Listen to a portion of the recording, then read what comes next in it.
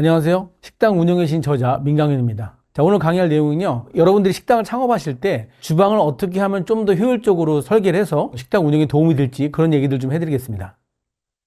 저는 식당 성공의 대표입니다. 지금 현재 주방대장 민쿡이라는 유튜브를 운영하고 있고요. 식당 운영의 신 저자이기도 합니다. 오늘 여러분들과 공부할 내용은요, 주방 공간에 대한 이해, 효율적인 주방 설계, 주방 구조에 대해 이해하기입니다. 주방의 효율적인 운영 비결을 배우고 적용하는 방법에 대해서 이야기해 드리겠습니다. 첫 번째, 주방 공간의 요소들과 필수 조건에 대해 알아보겠습니다. 두 번째는요, 효율적인 주방의 구조에 대해서 좀 알아보겠습니다. 세 번째는 형태별 주방 구조를 통해 나에게 맞는 주방을 구성해 보겠습니다. 잘 되는 식당만 아는 주방의 비밀이라는 주제로 오늘 말씀을 드릴 건데요. 요식업의 핵심은 주방입니다. 식당이 가지는 다양한 주방의 형태, 식당 주방 운영의 현실적인 문제, 우리는 주방을 어떻게 대하고 있는가에 대한 이야기를 해보겠습니다. 자, 이 그림을 보시면 제가 그전에 어느 식당을 갔을 때 찍었던 사진입니다. 보시면 좀 약간 너무 번잡스럽고 지저분해 보이죠? 여기가 지금 남대문에 있는 닭곰탕 집인데요. 저렇게 싱크대도 따로 없이 주방 안에서 쭈그리고 앉아서 음식을 하고 있습니다. 여러분들 식당 저렇게 하실 건가요? 저 2층을 하루에도 100번 정도 아니면 더 그 이상이 될 수도 있겠죠. 쟁반을 들고 오르락 내리락 하는 저런 일을 하실 건가요? 저 식당은 오래됐기 때문에 저 습관에서 벗어나지 못해서 하고 있긴 한데요. 여러분들은 저렇게 식당 하시면 안 됩니다. 여기는 그 근처에 있는 갈치조림집입니다. 퇴식하는 과정이 너무 복잡스럽죠? 지금 여러분 식당은 이렇게 하고 계신 건 아니신가요? 여러분들 식당 시작하신 이유가 식당으로 돈을 벌고 싶어서 하신 거잖아요. 그게 어려운 문제일까요? 식당에서 돈을 벌려면요, 맛있는 음식을 팔면 됩니다. 맛있는 음식을 팔면 되는데 집에서 하던 식으로 5인분, 4인분 이렇게 하는 게 아니고요. 많이 팔아야 됩니다. 왜냐하면 손익분기점이라는 게 있기 때문에요. 많이 파는 대신에 일정한 상품력을 내야겠죠. 일정한 상품력을 만들기 위해서는 또 정확한 레시피와 조리 프로세스가 필요합니다. 그러기 위해서는 또 시스템이 필요하겠죠. 그 시스템 중에는 홀보다는 식당의 심장이라고 할 수 있는 주방 시스템이 더 필요합니다. 거기에 가장 근원은 적절한 주방 설계를 하는 것이죠. 여러분들 식당에서 필수 공간이 뭐라고 생각하시나요? 첫 번째는 주방입니다. 당연한 이야기겠죠. 그 다음엔 홀이 또 필요합니다. 물론 배달 식당 같은 경우에 홀이 없지만 그래도 주방과 홀은 일반적인 오프라인 식당의 기본적인 구조입니다. 또 이 퇴배식이라고 여러분들 보시는 것처럼 음식이 다 먹고 그릇이 빠지는 퇴식 공간과 음식을 제공하는 배식 공간이 필요합니다. 그리고 네 번째, 창고 공간이 필요합니다. 요즘 들어서는 식당에서 배달을 많이 하고 있기 때문에 이 창고 공간이 상당히 중요한 공간이 됐습니다. 그러면 여러분들이 식당을 얻기 전에 다음과 같은 것들을 확인하셔야 됩니다. 첫 번째는요, 공조입니다. 공조는 식당 내부의 공기의 흐름을 말하는 겁니다. 두 번째는 상수도, 물이 잘 나오는지, 수압은 적절한지. 다음은 하수도, 물이 잘 빠질 수 있는지. 그리고 전기입니다. 전기는 적절한 용량이 들어와 있는지. 다음은 가스입니다. 가스는 도시가스를 사용할지 아니면 LPG를 사용할지 그걸 또 결정해야 됩니다. 여기 높이라고 또 생소한 얘기가 나오는데요. 식당이 최소한의 높이가 필요합니다. 식당은 3600mm라는 그 높이가 필요한데요. 360cm 되는 높이가 되어야만이 공조를 시설하기가 되게 용이해집니다.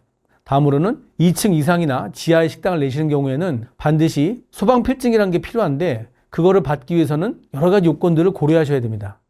자, 공조. 이 사진에서 보시는 것처럼 배관이 외부로 잘 뽑아져 나갈 수 있는지 확인하셔야 됩니다. 일본의 한 그 꼬치집인데요. 일본은 저런 게 되게 익숙해서 환기 시설에 대해 관심이 별로 없지만 저희 나라 사람들은 굉장히 민감하죠.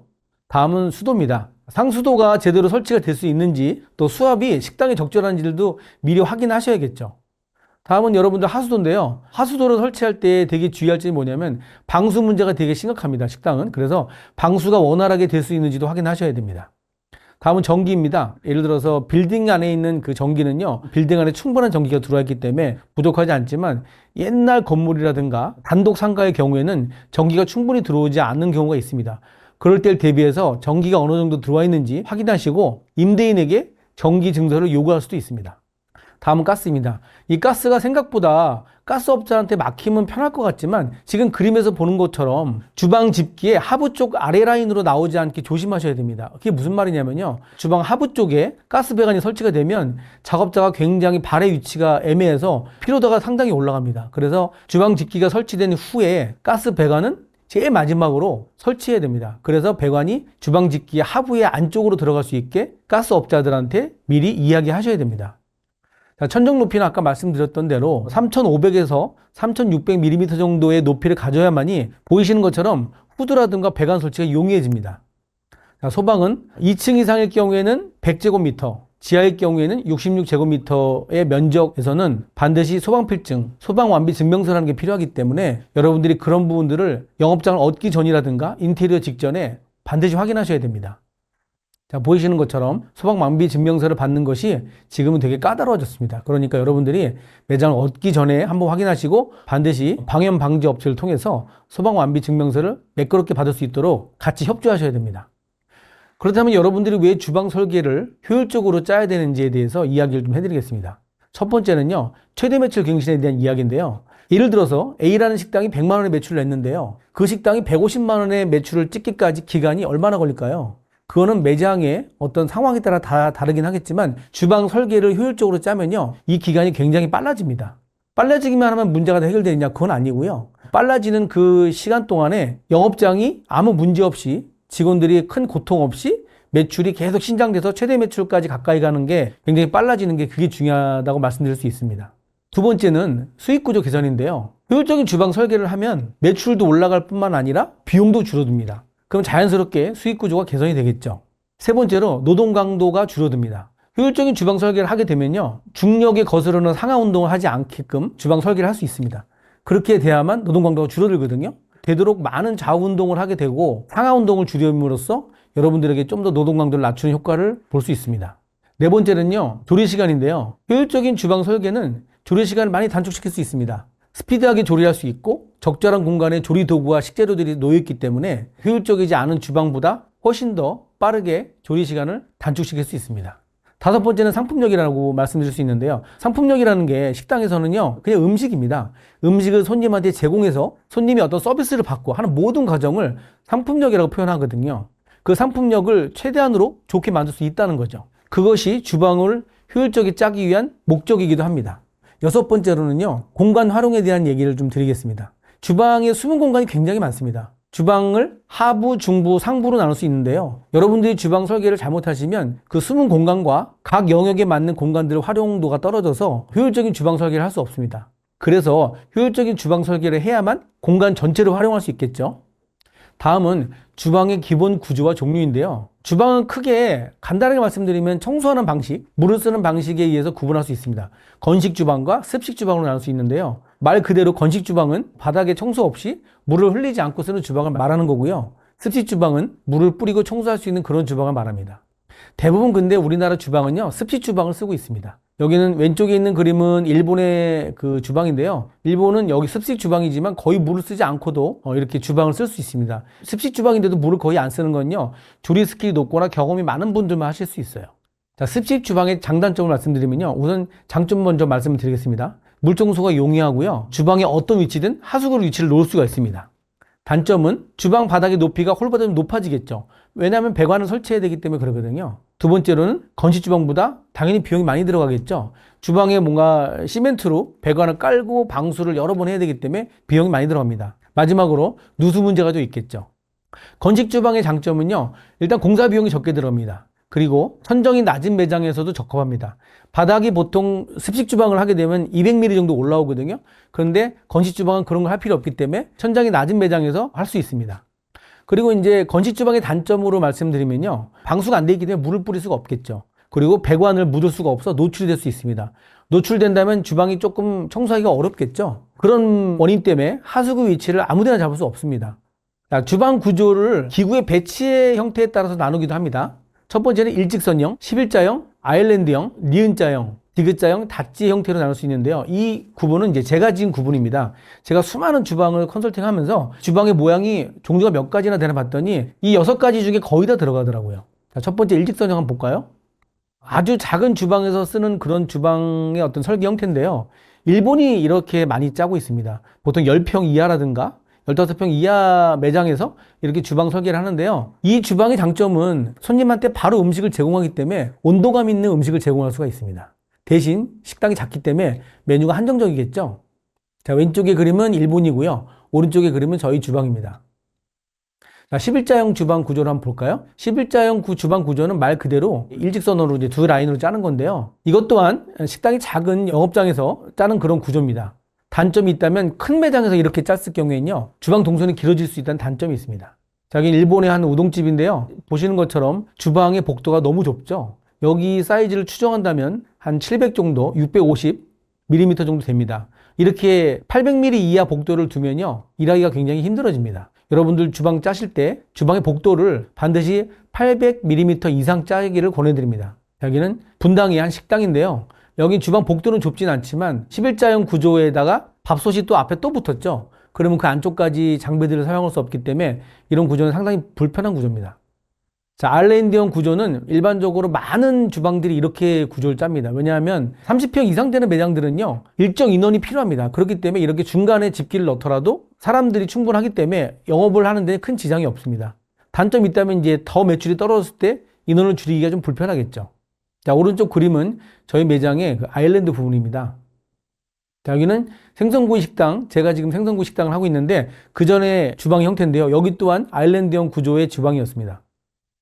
자, 다음은 니은자형 주방인데요. 니은자형 주방은 별도 공간이 이렇게 놓을 수 있습니다. 그러니까 별도 공간이라는 건 창고로 사용할 수도 있고 육수를 끓이는 공간으로 사용할 수 있다는 겁니다. 주방에 꺾이는 부분이 많아서 기구 배치가 좀 어렵습니다.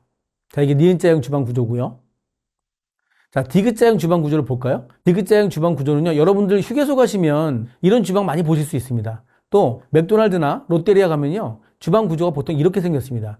이런 주방들은 대량 생산하는 그런 주방에서 많이 사용합니다. 패스트푸드 음식점이라든가 휴게소 같은 데서 많이 사용하고 있습니다.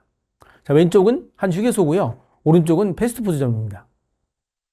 자, 닷지. 일본말이긴 한데요, 바 형태를 말합니다. 여기는 이제 그 전에 제가 했던 그 주방의 어떤 설계인데, 이 주방 설계 또한 손님에게 온도감 있는 메뉴를 제공할 수 있고요. 단점이 있다면 주방이 모두 오픈되어 있기 때문에 좀 시끄럽습니다. 자, 여기는 한 서울의 면집이고요. 오른쪽은 제가 맨 처음 시작했던 초밥집의 형태입니다. 저도 이제 닷지 형태에서 식당을 시작했거든요. 자, 여러분들 이거는 꼭 메모를 하셨으면 좋겠습니다. 주방 기구를 배치할 때 기본적인 주방 기구가 필요합니다. 그 중에 식당에서는 빼놓을 수 없는 게 싱크대죠. 일반적인 식당에서는요, 싱크대를 4가지 종류로 나눌 수 있습니다. 첫 번째는 세척 싱크입니다. 세척 싱크란 거는 손님이 식사한 후에 식기가 나오면 그 식기를 세척하는 그런 싱크죠. 두 번째는 조리 싱크라고 말할 수 있습니다. 이 조리 싱크는요, 조리자가 급하게 마지막으로 손님에게 제공하기 직전까지 요리했던 그 냄비와 조리 도구들을 세척하는 공간입니다. 이 싱크가 꼭 필요하고요. 세 번째는 밑작업 싱크입니다. 이건 예를 들어서 한정식집이라든가 한식집, 큰 일식집 같은 데서 밑작업을 할 수 있는 싱크인데요. 이 싱크가 좀 커야 되는 이유는 밑작업인 만큼 식재료들이 대량으로 들어오기 때문에 그 싱크가 좀 커야 됩니다. 마지막으로 홀에서 사용하는 싱크입니다. 홀에서 작은 식당들은 싱크대를 안 쓰는데요. 작은 식당도 되도록이면 이 홀 싱크대를 사용해야 됩니다. 내 매장이 작을 경우엔 이 4가지를 다 쓸 수 없으니 중복해서 사용하시면 됩니다. 예를 들어서 홀 싱크는 그렇게 할 수 없지만 밑작업 싱크와 세척 싱크를 같이 쓴다든가 조리 싱크와 세척 싱크를 같이 쓸 수가 있습니다. 이렇게 사용하시면 될 것 같습니다. 자, 여러분들이 또 벽선반과 까치선반, 작업대를 배치할 때 높이를 어떻게 해야 될지 잘 모르시는 분들이 많으세요. 벽선반 같은 경우에는 1400에서 1450이 적정 높이고요. 까치선반 같은 경우에는 1100에서 1200 사이가 적정한 높이입니다. 작업대는요, 키 175인 사람에게 850mm의 그 작업대 높이가 적정 높이입니다. 자, 이 그림 한번 보시겠어요? 이 그림 뭐가 뭘까요? 자, 큰 문제 없어 보이지만 나무로 된 까치선반의 사이즈가 너무 커서 작업에 방해가 됩니다, 지금. 작업자의 칼질에 방해되거나 물건을 이동시키거나 할 때 방해가 되기 때문에 이렇게 작업대 위에 까치선반을 만들 때는 작업대의 사이즈에 비교해서 적절한 사이즈를 만들어야 됩니다. 보통 벽 쪽에 붙은 작업대 위에 있는 까치선반은요, 작업대의 30% 정도 폭을 잡아주면 됩니다. 자, 이 가운데 그림을 보면요, 작업대는 있지만 또 뭐가 없죠? 위에 선반이 없죠? 위에 선반이 없으면 밑에 작업 공간이 너무 번잡스럽고 복잡해집니다. 반드시 작업대가 있는 곳에는요, 이쪽에 작은 선반이라도 설치해 주시는 게 좋습니다. 자, 오른쪽 그림은요, 너무 뭐가 많이 걸려있죠? 벽선반이 없어가지고 이런 현상이 나타나는 건데요. 주방에 저 숨은 공간들을 다 찾으셔가지고 그 안에다가 물건들을 수납하셔야 됩니다. 자, 여러분들이 그림 보시면 맨 왼쪽에 있는 그림은 뭐가 문제일까요? 복잡해 보이죠? 그 이유가 뭘까요? 여긴 작업대는 있지만 선반이 없습니다. 그렇기 때문에 선반에 수납에 들어가야 될 물품들이 다 작업대로 올라와서 작업 공간이 너무 좁아졌죠? 이런 주방들은 반드시 윗선반이 필요합니다. 자, 가운데하고 오른쪽에 있는 그림은요, 제가 일본에 한 일식집 가서 찍은 사진입니다. 여기서 볼 때는 그렇게 정렬된 거 보이지 않지만 실질적으로 가서 보면은 굉장히 좁은 공간에 다양한 식기들과 조리 도구들을 잘 배치했습니다. 처음 창업하실 때 너무 난감하시잖아요. 그렇게 난감하게 생각하실 필요 없습니다. 식당은요, 좋은 음식을 손님한테 제공하면 됩니다. 그러기 위해서는 여러분들이 너무 힘들면 안 되겠죠. 여러분들이 식당을 시작하실 때 조금 더 주방을 효율적으로 설계하신다면 여러분들이 행복한 식당을 만들 수 있을 거라고 생각이 됩니다. 지금까지 식당 운영의 신 저자 민강현이었습니다. 감사합니다.